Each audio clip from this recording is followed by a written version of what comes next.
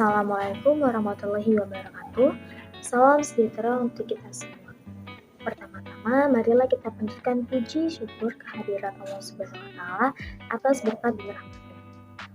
Yang saya hormati Bapak Aditya Pratama, SPD MPD, selaku dosen pengampu mata kuliah Bahasa Indonesia, dan yang saya hormati teman-teman yang menyaksikan video ini. Sebelumnya, izinkan saya memperkenalkan diri terlebih dahulu.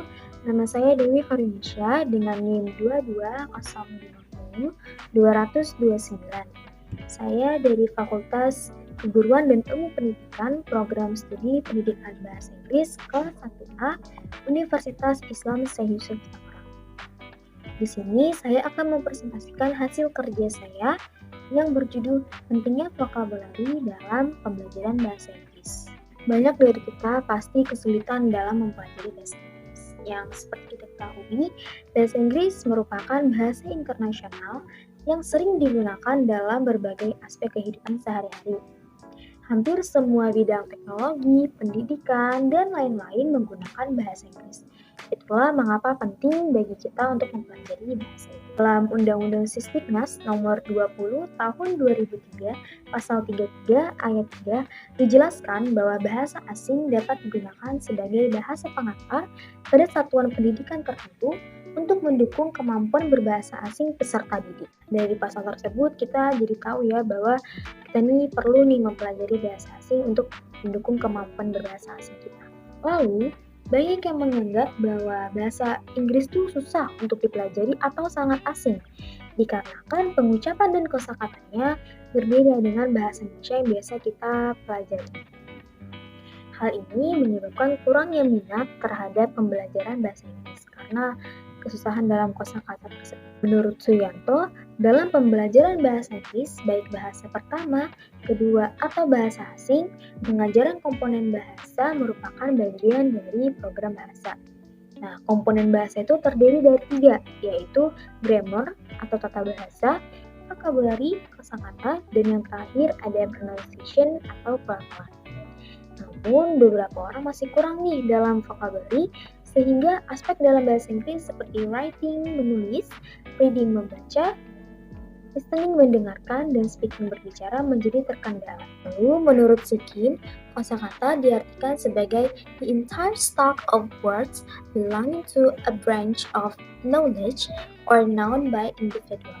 Atau pemahaman yang lebih luasnya lagi, vocabulary is not only confined to the meaning of words, but also includes how vocabulary in a language is structured, how people use and store words, and how they learn words, and the relationship between words, phrase, categories of words, and phrase.